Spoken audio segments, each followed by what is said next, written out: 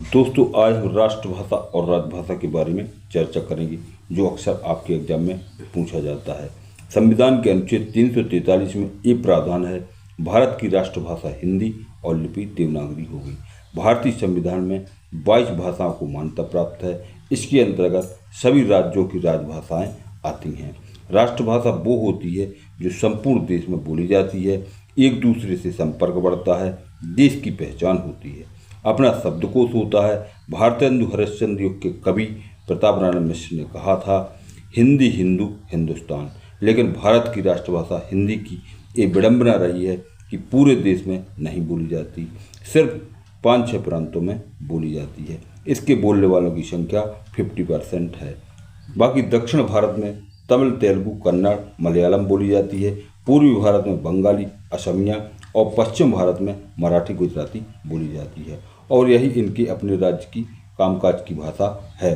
अब आपके एग्जाम में क्वेश्चन आता है, राष्ट्रभाषा और राजभाषा में अंतर। फिर कई छात्र इसमें कंफ्यूज हो जाते हैं। सिर्फ अपन को इतना ध्यान देना है, संपूर्ण देश की भाषा राष्ट्रभाषा कहलाती है और राजभाषा राज्य, स्टेट, प्रांत की शासकीय कामकाज की भाषा राजभाषा कहलाती है, जिससे उस राज्य की राजकीय कामकाज होते हैं। अब एक अपवाद भी है, जैसे भारत का पूर्वी राज्य नागालैंड है और वहाँ अंग्रेजी भाषा को राजभाषा का दर्जा दिया गया है, क्योंकि वहाँ के राजकीय कार्यों की भाषा अंग्रेजी है, जो एक विदेशी भाषा है। अब देखते हैं राष्ट्रभाषा और राजभाषा में अंतर। राष्ट्रभाषा का क्षेत्र विस्तृत होता है, अर्थात राष्ट्रीय अंतर्राष्ट्रीय स्तर पर इसकी अलग पहचान होती है। देश की लगभग 50% आबादी हिंदी बोलती है और समझती है, जबकि राजभाषा का क्षेत्र सीमित होता है, वह अपने प्रांत राज्य तक ही सीमित होती है। राष्ट्रभाषा एक होती है, अर्थात किसी भी देश की राष्ट्रभाषा एक होती है। जैसे भारत की राष्ट्रभाषा हिंदी है, जबकि राजभाषाएं अनेक हो सकती हैं। जैसे भारत के अलग अलग प्रांतों की अलग अलग राजकीय भाषाएं हैं, जैसे असम की असमिया, नागालैंड की अंग्रेजी, केरल की मलयालम। राष्ट्रभाषा बोलने वाले बहुसंख्यक होते हैं, जैसे हमारे देश में हिंदी भाषी 50% है, जबकि राजभाषा बोलने वाले अल्पसंख्यक होते हैं, ये 4, 5, 6% हो सकते हैं।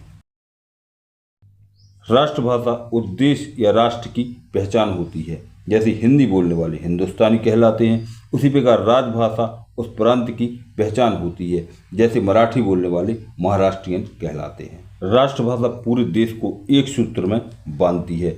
भारत या विदेश के किसी भी कोने में आप चले जाएं, वहां आपको हिंदी भाषी मिल जाएंगी, जबकि राजभाषा अलग अलग प्रांतों की अलग अलग होती है। इस कारण राजभाषा सिर्फ अपने प्रांत के लोगों को एक सूत्र में बांधती है।